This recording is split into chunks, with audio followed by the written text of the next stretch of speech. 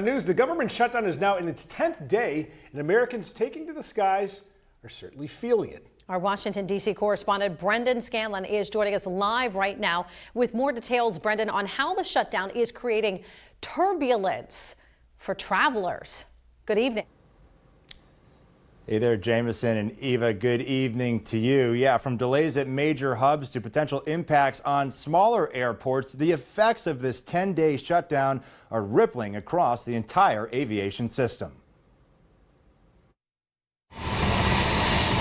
At some of the nation's busiest airports, the slowdown is real. A shortage of air traffic controllers is forcing the Federal Aviation Administration to reduce operations. This week alone, Chicago O'Hare International Airport ran short-staffed for more than 9 hours. The FAA even issued a ground stop for flights heading to Nashville International Airport due to a lack of controllers. Transportation Secretary Sean Duffy says more workers are calling out sick as the shutdown drags on. I think you're seeing two pieces to this. One is on the ATC side, air traffic control, but then you're also going to see on the security side, TSA, in terms of screening. They're not getting paychecks, but they are still required to show up for work, etc. The longer this goes, I think you're going to start seeing more folks that are either calling in sick or taking vacation days, and that's going to have an impact on scheduling and coverage. And it's not just the big hubs feeling the turbulence. Delays at major airports trickle down through the entire system, affecting flights headed to smaller regional airports. So a flight that's delayed coming out of Reagan, for example, that's going to a regional airport, it's going to impact then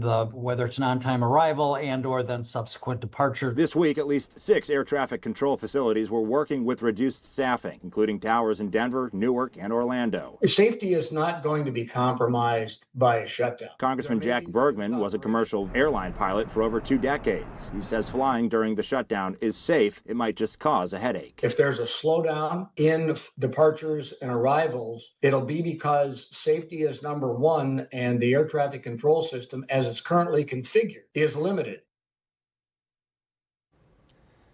Jameson and Eva, I spoke earlier today with the executive director of the Erie International Airport, who told me there have been no disruptions and that day-to-day operations remain normal. However, airline analysts and experts warn that if the shutdown continues for a few more days, potentially over a week, then travelers should expect to see some more delays and potentially fewer flights, especially at those larger airports that have to accommodate a much higher volume of traffic. Reporting live on Capitol Hill for Erie News Now, I'm Brendan Scanland. Jameson, Eva, back to you.